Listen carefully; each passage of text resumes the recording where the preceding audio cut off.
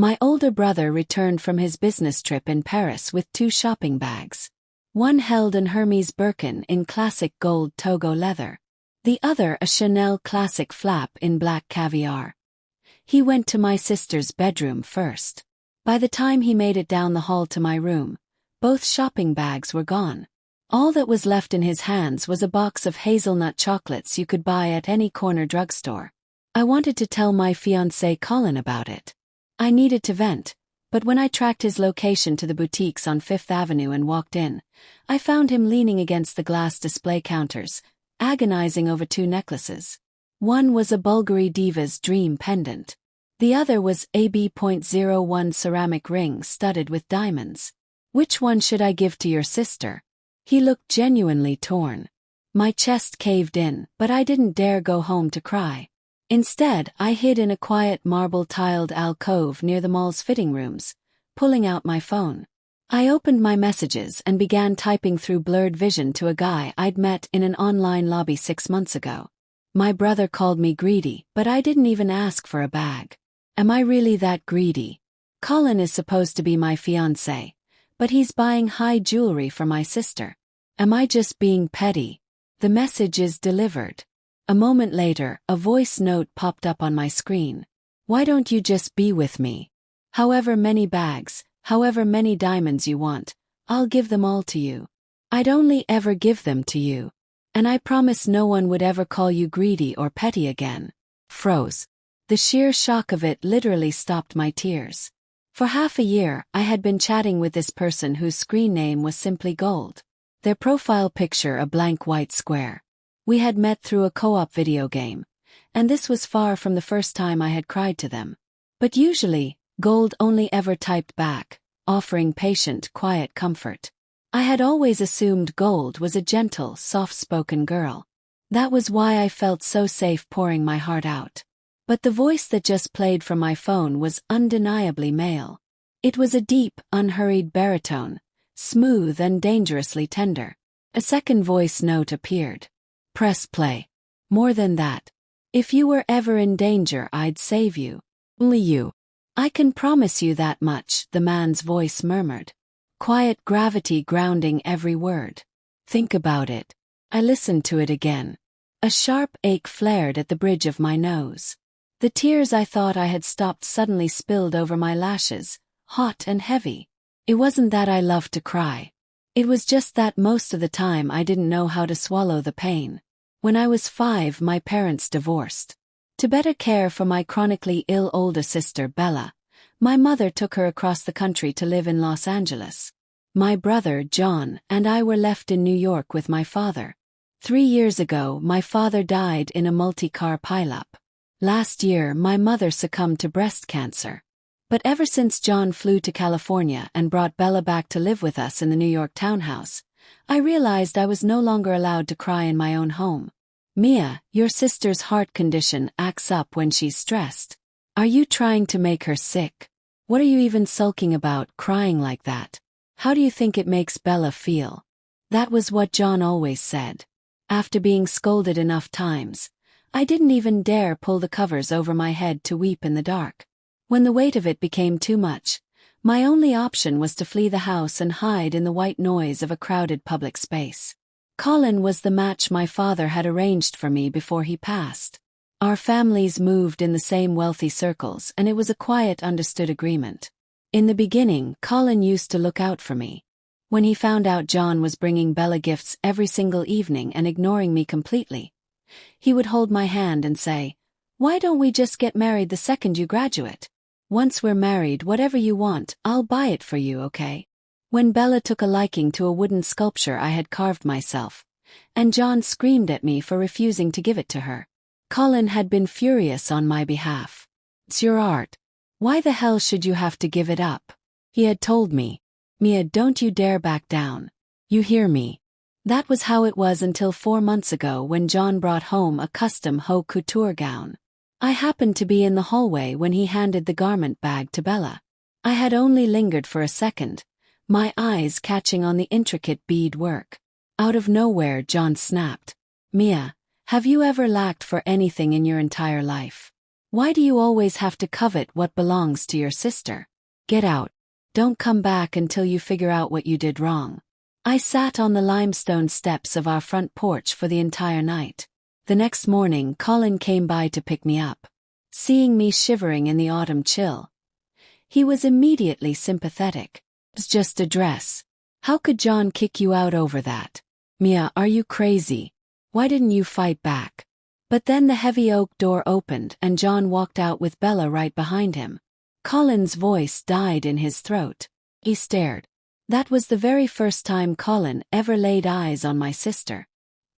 He turned to me, blinking like a man waking from a dream. Mia, is this your sister, Bella? I gave a stiff, numb nod, and just like that, Colin's tone completely shifted. Oh well then this is on you, Mia. You really should learn to compromise for her. I caught a terrible fever that day. My body ached so profoundly. I had no choice but to hide in my room, quietly wiping away tears while texting Gold about how much it hurt. But crying didn't change reality because after that day, the frequency of Colin's visits to our townhouse suddenly spiked. His family was incredibly wealthy. Whenever he brought me a pastry or a gift, he suddenly started bringing a matching one for Bella. On my birthday, he gave me a pair of diamond studs. He bought a second box for her. He'd say, Mia, I only get Bella things because she's your sister. Don't overthink it. But last month, John took Bella and me up to a luxury cabin retreat in the Catskills. Colin tagged along. The entire drive up, Colin's eyes were glued to the rearview mirror, checking on Bella.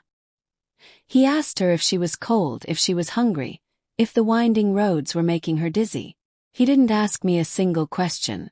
Later that evening, everything went to hell. A group of heavily intoxicated locals crashed the resort, starting a brawl and smashing the outdoor patio heaters. Colin immediately shielded Bella with his body. Don't look, Bella. I've got you, he kept whispering. John didn't even hesitate. While physically holding back two aggressive drunks, he yelled over his shoulder, Colin, get Bella to the SUV. Oh. They rushed her to the car. Just as the heavy door slammed shut, one of the drunks lunged, grabbing my arm so hard I felt the bruise blooming instantly. John saw it happen, but he put the car in drive anyway. He rolled down the window just enough to shout, Mia, wait right there. Let me get your sister to safety, and I'll come right back for you. They never came back. When the men started smashing glass and throwing punches at the staff, a good Samaritan finally called the cops. In the end, it was a police cruiser that drove me home. When the officer dropped me off, the townhouse was completely silent. I was too terrified to go inside. I stood on the sidewalk for a long time, texting Gold, letting the digital text ground me. When my breathing finally steadied, I limped my way up the steps and unlocked the door. I braced myself for the chaos, but the house was dead quiet. Bella was sick. The shock of the evening had triggered her palpitations. She had taken her medication and was fast asleep in her plush bed. Colin had just left half an hour ago, and John was sitting in a velvet chair by her bedside, keeping watch. No one was looking for me when John stepped out into the hallway and saw me standing there bruised and shivering. His expression barely shifted. Glad you made it back safe, he said, keeping his voice to a low whisper. Keep it down. Don't wake your sister. Go wash up and go to sleep. The tears I had fought so hard to keep back nearly shattered the dam right then and there. When I went looking for Colin today, it wasn't actually to complain about John not giving me a Chanel bag. I was fine without it. Lately I had been fine with having nothing at all. But yesterday John had called me into his study. Mia, the Carmichaels are a powerful family. Colin isn't the primary heir, but he holds his own in our circle, John had said, swirling a glass of scotch. You're still young. There's no rush for you, but your sister's health is delicate, and I can tell Colin genuinely cares for her. I think it's best if you step aside and let Bella take this marriage arrangement. It wasn't a discussion. It was an eviction notice from my own future. I went to the mall today to ask Colin a simple question. Was this Jay's idea or was it his? But Colin had been distracted from the second I found him. even while holding the two luxury necklaces he had asked. "Mia, which one do you think Bella would like more?" Standing under the harsh, brilliant lighting of the jewelry boutique, looking at his conflicted face, I suddenly had my answer. "Why don't you just buy both?" I told him quietly. "Give them both to her." And now sitting in the shadowy corner of the mall, listening to the deep, steady voice of the man on the phone, I wiped the dampness from my cheeks. My heart settled into a strange, terrifying calm. I pressed the microphone button. "Okay," I whispered.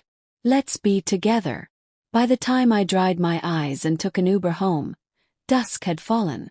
Colin and Bella were standing on the front porch. The amber glow of the gas lamp stretched their shadows long, blending them into one. I watched from the bottom of the steps as Colin, his face flushed, handed her the velvet Bulgari boxes. What was he saying to her? I was too far away to hear. Then Bella spotted me. Her face lit up with a practiced radiant smile, and she practically glided down the steps toward me. "Colin, you bought these beautiful necklaces for me. But what about Mia?" she asked, her voice light and teasing. "Did you get anything for Mia?" Her cold, manicured hand reached out and grasped mine. She hadn't taken the boxes from him yet. She was performing the role of the protective, generous older sister. Colin froze. A beat of awkward silence hung in the air before he awkwardly reached into his tailored coat pocket and pulled out a flimsy velvet pouch. "Course I got something for Mia too." Bella's smile deepened as if she were genuinely thrilled for me. She took the pouch, pulled out a thin silver chain, and draped it over my wrist, fastening the clasp. Her eyes sparkled as she looked at me. "Isn't it pretty? Suits Mia so perfectly. Do you love it, Mia?" "Well." A wave of intense, suffocating humiliation crashed over me. This bracelet. 3 months ago, for my birthday, Colin had given me the exact same one. He had told me then that he had spent hours picking it out. But today, standing at the jewelry counter, I had seen the truth. It was a promotional gift with purchase. The boutique had a whole drawer of them. You got one if you bought a necklace. You got one if you bought a watch. You got one if you bought earrings. The $30,000 diamond bracelet Colin had gifted Bella on my birthday. The one she was currently wearing on her left wrist. That was fine jewelry. The identical promotional freebie now resting against my skin was an afterthought. Bella had to have known. She shopped at these boutiques constantly. Colin definitely knew. I didn't want the bracelet. I undid the clasp, pulled off the one I was already wearing for my birthday, and threw both of them into Colin's chest. As I turned and ran up the steps into the house, I heard Bella's soft, distressed sigh behind me. "I'm so sorry, Colin. Mia didn't accept your gift. If I take these necklaces now, it'll just upset her even more." I wasn't an idiot. I could hear the subtle poison needle hidden in those words. But I just didn't understand. If she wanted to play hard to get with Colin, why did she have to use me as the stepping stone? Even though our parents had divorced, whenever I spent my summer vacations in LA when we were little, she had been so sweet to me. When our mother scolded me for being messy, Bella used to hide me in her closet and read me stories. Why had everything changed the second she moved into my house? I slept with my head buried under the duvet that night. When I woke up, my eyes were swollen to the size of walnuts. I was sitting in the kitchen pressing cold spoons against my eyelids when our housekeeper Martha came rushing in. "Mia, there are guests here to discuss marriage arrangements. Mrs. Carmichael is here. Hurry, go take a look." Mrs. Carmichael, Colin's mother.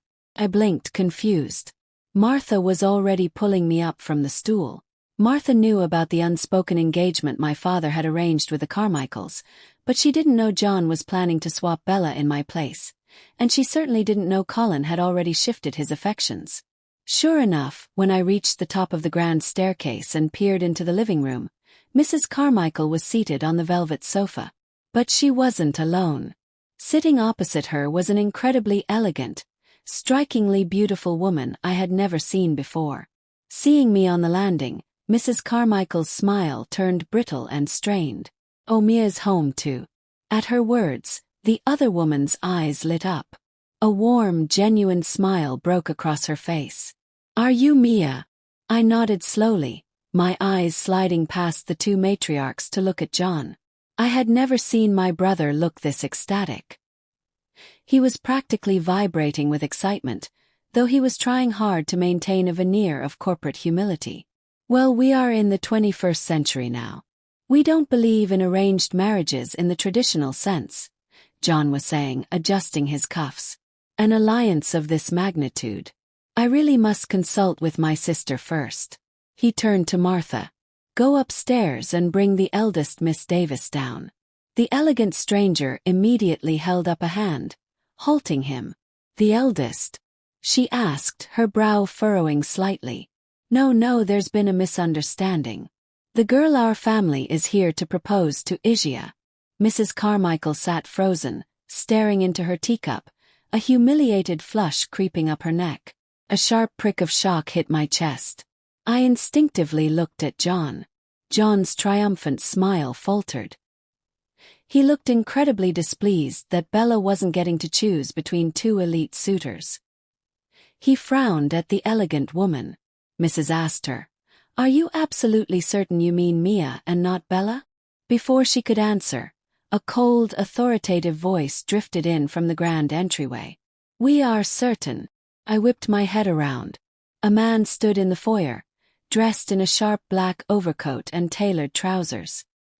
His features were strikingly handsome, his eyes dark and unreadable. "The woman I want," he said, his voice dropping an octave, "is Mia Tast, the sole heir to the Astor dynasty." There wasn't a single person in New York high society who didn't know his name. His father was the chairman of Astor Holdings. His mother was old money New England royalty, a direct descendant of the Vanderbilt line.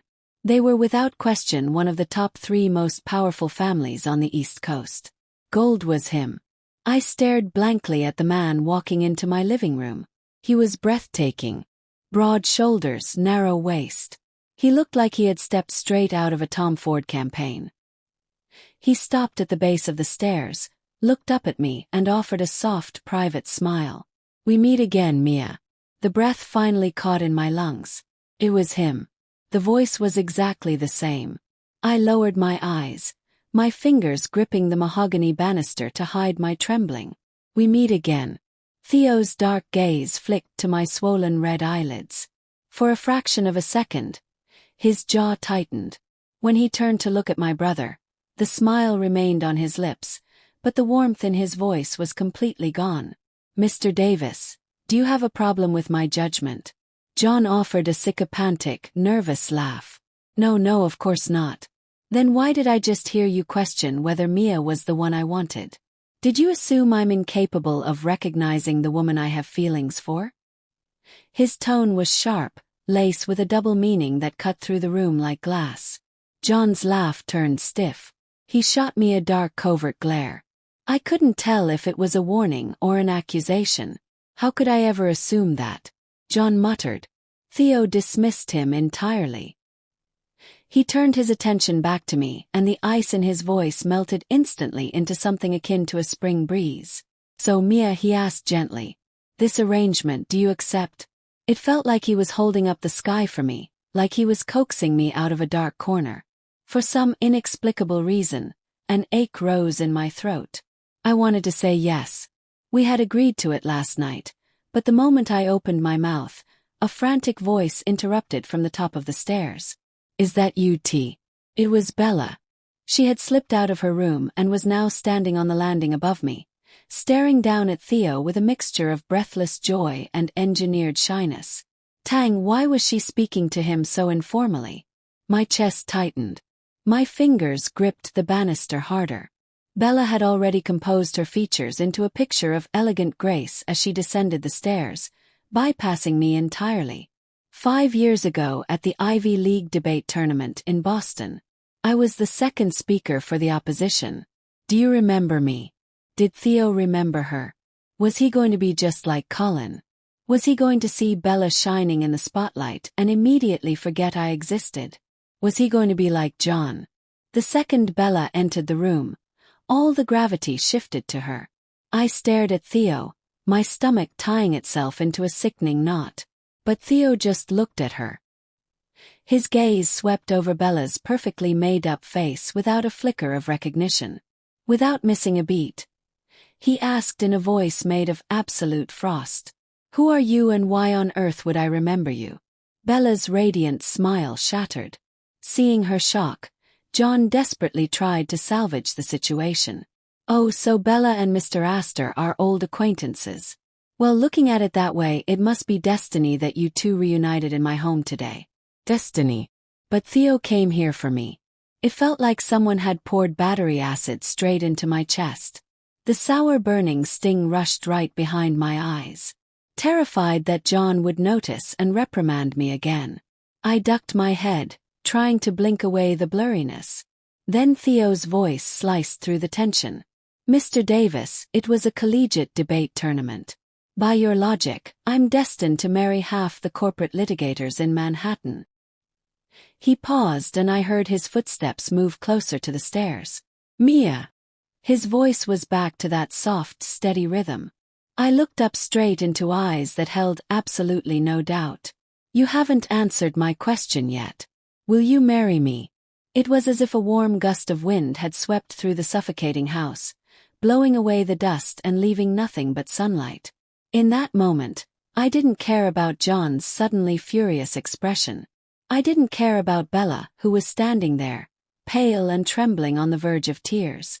All I saw was Theo Astor, waiting for me with a patient, reassuring smile. "Yes," I breathed out. "I will." My answer hung in the grand foyer like a thunderclap. John's face turned an unsightly shade of purple. His hands clenched into fists at his sides, his chest heaving as if he had just been slapped in front of New York's entire social register. "Mia," John roared, his voice echoing off the high ceilings.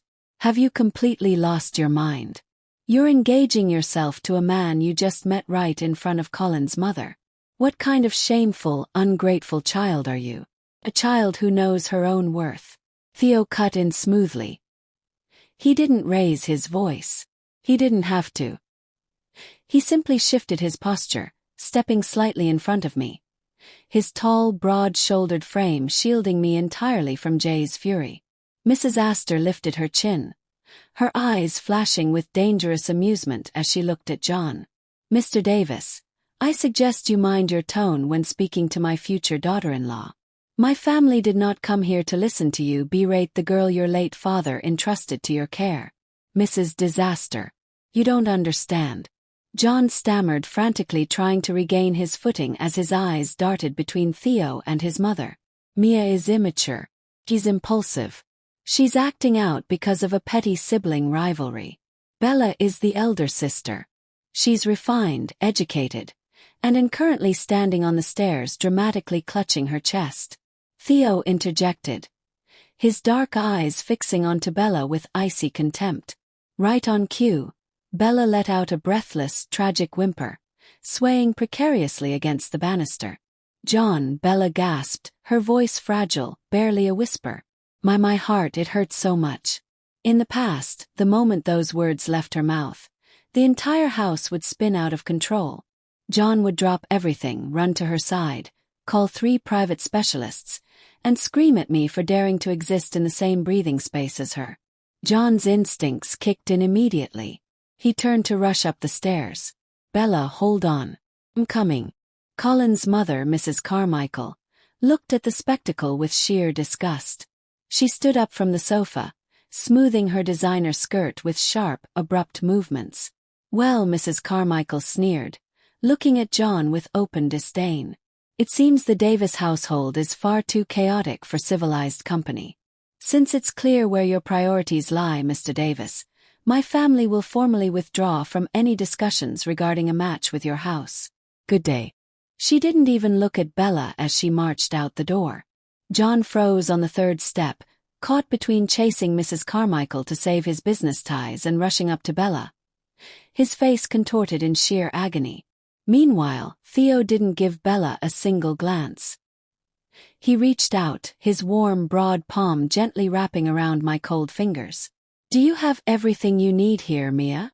Theo asked softly, his gaze resting solely on me. I looked at John, who was standing frozen on the stairs. I looked at Bella, whose eyes were wide with shock, her fainting spell forgotten as she realized her trick hadn't stopped Mrs. Astor or Theo for a single second. I looked at the house where I had lived like a ghost for 3 years. I have my passport and my art supplies in my room, I said, my voice steady and clear. That's all that actually belongs to me. Then let's go get them, Theo said. Mother and I will wait for you right here. John whipped his head around, his eyes wild. Mia, you are not leaving this house. I am your legal guardian until you finish university. If you step out that door, if she steps out that door, Mrs. Astor interrupted, her voice cool and cutting as diamond, she enters the protection of the Astor family. I advise you to review your late father's trust documents before you attempt to restrict her movement, Mr. Davis. Our legal team already has. John went dead pale. I didn't wait to see his reaction. I turned, walked up the stairs past a paralyzed Bella, and went straight to my room. It took me less than 10 minutes to pack my life into a single suitcase. My sketchbooks, my carving tools, my identification papers, and 3 simple outfits. When I walked back down, Theo was waiting at the foot of the stairs. He took the heavy suitcase from my hand effortlessly. As we walked toward the front door, Bella called out from the landing, her voice laced with desperate, bitter poison. Mia, if you leave now, don't you ever come crawling back when he gets tired of you. I stopped at the threshold. I turned around, looking at my sister and brother, standing together in the dimly lit hallway. I'm not leaving, Bella, I said softly. I'm finally going home. Theo's private estate was nestled in the quiet, rolling hills of Bedford, an hour outside the concrete noise of Manhattan. It wasn't a cold, sterile showcase like our New York townhouse. It was in sprawling historic stone manor surrounded by ancient oak trees glowing with warm yellow lights against the twilight sky. The interior smelled of old wood, beeswax, fresh leaves, and roasted coffee. Mrs. Astor had taken a separate car back to the family's penthouse in the city, giving us space. A housekeeper named Clara warmly guided me to a grand sunlit suite on the 2nd floor, complete with a private balcony and a massive drafting table near the window. Master Theo had this room prepared for you 3 days ago. Clara smiled, setting down a tray of hot tea and fresh pastries. He said you needed a place where the light was right for your carving. I froze, holding the teacup. 3 days ago, Clara chuckled softly, nodding before stepping out and closing the door gently. Behind her, I sat on the edge of the plush bed, my mind reeling. 3 days ago was long before I had texted him in the mall. Long before John had told me to step aside for Bella. How long had he been preparing for this? A soft knock sounded at the open door. Theo stood in the doorway, having shed his heavy overcoat. He wore a simple charcoal cashmere sweater with the sleeves pushed up to his elbows, looking relaxed, approachable, and breathtakingly handsome. "Does the room suit you?" he asked, leaning against the doorframe. I swallowed hard, setting the tea down. Why 3 days ago? Theo walked into the room, his footsteps unhurried. He pulled up a wooden chair and sat across from me, resting his forearms on his knees, looking into my eyes with an absolute frightening sincerity. "Because 3 days ago, you sent me a photo of a wooden sparrow you carved," Theo said softly. "And in the background of that photo on your desk was a prescription bottle for a severe anxiety medication made out to your name dated the day after your brother left you in the Catskills." My breath hitched in my throat. "I knew your brother was a fool, Mia," Theo continued, his deep voice carrying a quiet, burning intensity. "I knew your former fiancé was a spineless coward. But when I saw that bottle, I realized that if I didn't step in and pull you out of that house, they were going to extinguish you entirely. You looked at the background of my photo," I whispered. "I look at everything that involves you." He confessed without a shred of embarrassment. "For 6 months, I listened to you apologize for existing. I listened to you ask if you were greedy for wanting a birthday gift. Do you have any idea how hard it was to sit on the other end of a phone line and not drive straight to your house to tear it apart?" A warm, overwhelming wave of emotion surged up my chest, stinging behind my eyes. For 3 years, I had believed that love was something you had to earn through endless compromise, silence and self-ossment. I believed I had to be invisible so Bella could shine. Yet, here was a man who held half the city's power in his palm, who had spent 6 months quietly watching over my shattered pieces, waiting for me to give him permission to hold up the sky for me. "I don't have a grand inheritance, Theo," I said, my voice trembling slightly. "John has been managing my father's estate. I don't even know how much of my trust is left." "I don't care about your father's trust, Mia," Theo said, reaching out and gently taking both of my hands in his thumbs trace the faint calluses on my fingers, the marks left by years of holding carving chisels. "I have my own empire. All I want is the artist who carved this." He reached into his pocket and set a tiny hand-carved wooden sparrow on the nightstand beside my bed. It was the very first piece I had ever posted on the online forum 3 years ago. The one I thought had been lost in the mail when an anonymous buyer purchased it for $50. My eyes widened in sheer disbelief. You were the buyer.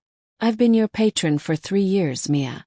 Theo smiled, a brilliant, breathtaking, private smile. "And last night I finally became your fiancé." While I slept peacefully in the quiet sanctuary of Bedford for the first time in years, the rest of New York high society was consumed by a quiet, violent earthquake. The news that the Astor family had formally proposed to the younger Miss Davis and completely snubbed the elder sister, and the Carmichael family spread through the city's elite circles like wildfire. By Monday morning, the consequences hit. Colin Carmichael sat in his office at Carmichael Financial, staring blankly at a legal notice delivered to his desk an hour ago. The Astor Group had officially terminated its multi-million-dollar underwriting agreement with his firm. Furthermore, 3 major hedge funds tied to Vanderbilt interests had pulled their capital allocations, citing concerns regarding executive leadership and integrity. Colin's father, the chairman, had stormed into his office 10 minutes prior, throwing a glass paperweight against the wall, screaming that Colin's foolishness with the Davis sisters had cost the family 20% of its market value in a single morning. Colin frantically pulled out his phone and dialed John Davis. "John," Colin yelled the moment the line connected. "What the hell happened on Sunday? Why did Theo Astor show up at your house? Why did he propose to Mia?" John's voice on the other end sounded haggard, bitter, and utterly exhausted. "How should I know? The brat must have met him behind my back. She's been plotting this. Colin rasped, running a shaking hand through his hair. "Young father just stripped me of my lead partner title," he said. "If I don't fix this with Mia, I'm out of the firm entirely." "Where is she? Let me talk to her." "She's not here," John spat out. "She packed her bags and moved into the Astor estate on Sunday. She didn't even leave a forwarding address." Colin froze. "Though the Astor estate. She's living with him. And that's not the worst of it," John growled, his voice tight with rising panic. "An hour ago, a forensic accounting team sent by the court arrived at my office. They have a judicial subpoena to audit our father's trust accounts. Mia filed a formal petition for a full accounting of her inheritance." "What?" Colin stammered. "Why would she do that? She never cared about the money before." "Because Theo Astor's legal team is backing her," John shouted. "Colin, you need to come over here right now. Bella is having another episode because of all this stress, and I need help dealing with these auditors." Colin stared at his phone. For the first time, hearing that Bella was having an episode didn't trigger that protective, chivalrous urge in his chest. Instead, a cold, sickening realization began to settle in his stomach. Ever since Bella had returned to New York, his life had turned into a chaotic downward spiral. He had given away Mia's gifts, insulted Mia's art, ignored Mia's tears, and thrown away an arranged marriage that had been built on years of quiet stability, all to play the savior for a girl who seemed to constantly demand luxury jewelry to soothe her fragile health. And now Mia, the girl who used to sit quietly beside him, the girl who asked for nothing, was engaged to the most powerful man in the state. Colin hung up on John without another word. He grabbed his coat, ignored his secretary's shouts, and drove like a madman toward the Astor Holdings corporate tower downtown. Colin arrived at the glass and steel monolith of Astor Holdings at 2 p.m. He shoved past the front security desk, demanding to see Theo Astor. But before he could even reach the executive elevators, two broad-shouldered men in dark suits blocked his path cleanly. Mr. Carmichael, a calm, smooth voice called out from the lounge area. Colin turned. Theo stood near the floor-to-ceiling windows holding a leather folder wearing a crisp dark suit. He looked composed, formidable, and entirely unbothered by Colin's dramatic entrance. "Asked her," Colin shouted, trying to step past the guards, his voice echoing in the marble lobby. "I need to speak to Mia. You tricked her. She's young. She doesn't know what she's doing." Theo signaled the guards to step back slightly. He walked slowly toward Colin, his hands tucked casually into his trouser pockets. "Tricked her?" Theo asked, raising an eyebrow with quiet amusement. "Mr. Carmichael, if I recall correctly, you were the one giving $30,000 diamond bracelets to her sister while handing me a promotional freebies from the jewelry counter." Colin's face flushed an ugly dark crimson. That was a misunderstanding. "I got those gifts mixed up. I was going to give Mia the real ones later." "Were you?" Theo stopped 2 feet away from him. His height and posture completely dominated the space, casting a long shadow over Colin. "And were you also going to get mixed up when you stood by and let her brother suggest she give up her engagement so her sister could have it?" Colin choked on his own words. "I didn't agree to that." "You didn't object either," Theo said, his voice dropping into a register as cold and sharp as an iron blade. "You sat at a jewelry counter agonizing over 2 Bulgari necklaces for Bella, while Mia was sitting alone in a hallway crying. You had 3 years to treasure her. Carmichael, you chose to treat her like an afterthought." "I loved her," Colin yelled, tears of frustration and humiliation welling in his eyes. "We grew up together. Our fathers planned our wedding. Then your father planned poorly." Theo replied calmly. "Because Mia is mine now, legally, publicly, and permanently." Theo reached into his inner suit jacket pocket, pulled out in gold embossed card, and slid it into Colin's breast pocket. "Consider this your formal notice, Mr. Carmichael," Theo whispered, leaning down slightly so his words reached only Colin's ears. "If you, your family, or the Davis family come within 50 feet of Mia again, the Astor Group will not just pull its underwriting. We will initiate short positions on Carmichael Financial until your father's board votes to remove you permanently." Colin stared at Theo, his breath hitching in his throat, completely paralyzed by the sheer absolute power radiating from the man in front of him. Theo turned on his heel, adjusting his cuffs, and stepped into the private executive elevator. "Escort Mr. Carmichael out," Theo instructed the guards as the doors began to close. "He's making the lobby look untidy." While Colin was being thrown out of Astor Holdings, the forensic audit at the Davis family estate reached its devastating climax. For 3 days, a team of 6 court-appointed forensic accountants and medical investigators backed by the full weight of the Astor legal department swept through John Davis's corporate and personal ledgers. What they uncovered was a massive, sickening web of fraud. At 4 p.m. on Thursday, John sat in the study of his townhouse, staring at the thick red folder sitting on his desk. Sitting across from him was Dr. Elizabeth Vance, the head of cardiology at New York Presbyterian, alongside a senior investigator from the district attorney's office. "Mr. Davis," Dr. Vance said, her tone sharp and devoid of pity as she adjusted her glasses. "I have thoroughly reviewed the medical files submitted by your sister, Bella Davis, for the past 3 years. John's hands trembled against his knees. She has severe hypertrophic cardiomyopathy. Her heart is delicate. She can't be subjected to stress." "Mr. Davis," Dr. Vance interrupted coldly. "The ECGs and echocardiograms attached to her file from the clinic in Los Angeles were altered. The diagnostic charts actually belonged to a 72-year-old male patient who passed away 2 years ago." John froze. His jaw dropped. What did you say?"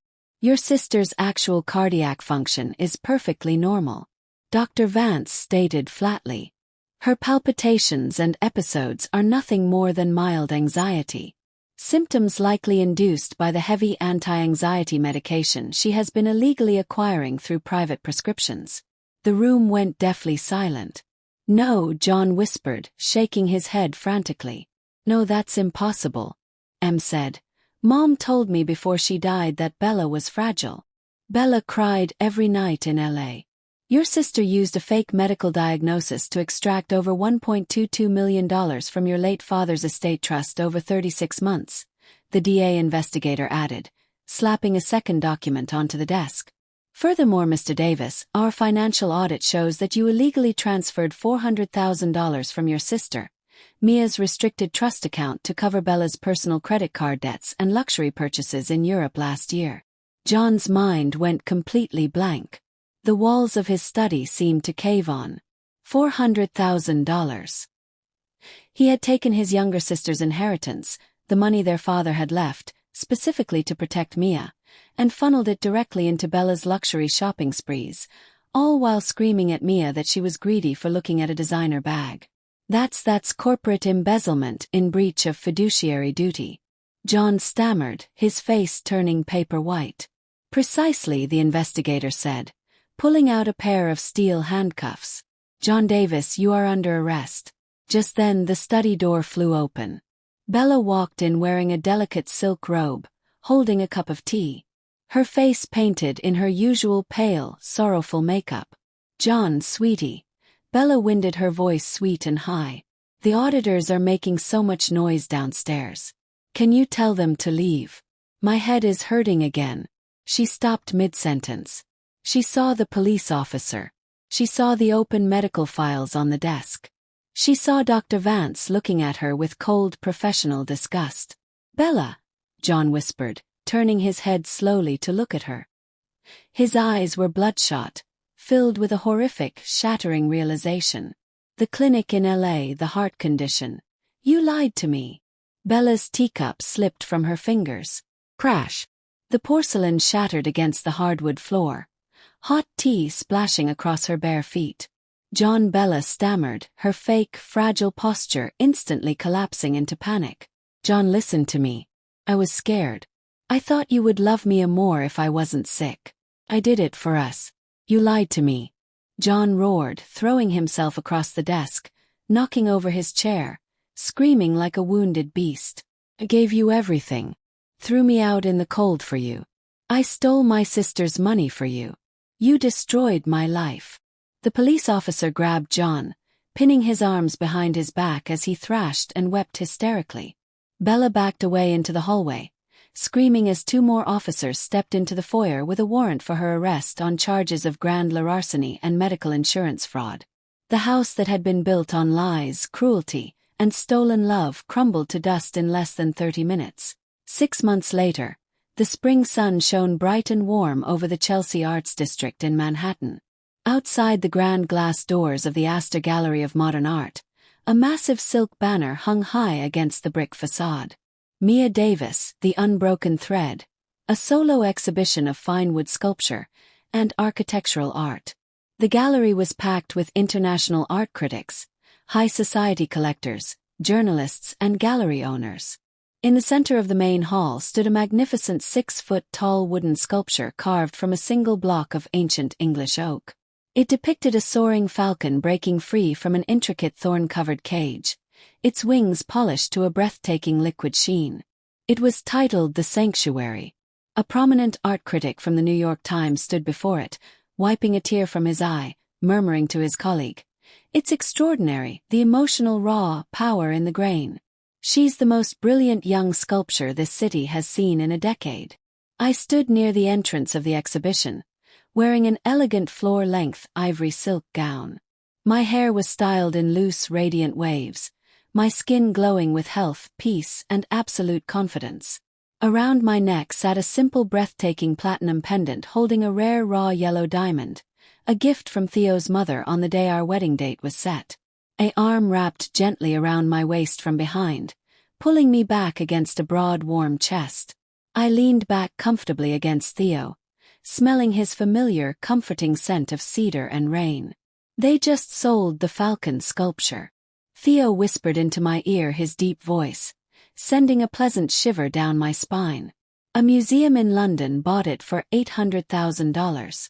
I laughed softly, turning around in his arms to look up into his handsome, devoted face. 800,000, I teased. That's almost enough to buy a Birkin bag. Theo smiled, that warm, private, beautiful smile reserved only for me. He reached out, his long fingers, gently tucking a stray strand of hair behind my ear. You can have 100 Birkin bags if you want them, Mrs. Astor, he murmured. Or you can carve 100 more falcons. Whatever you want. The world is yours. I don't need bags, Theo.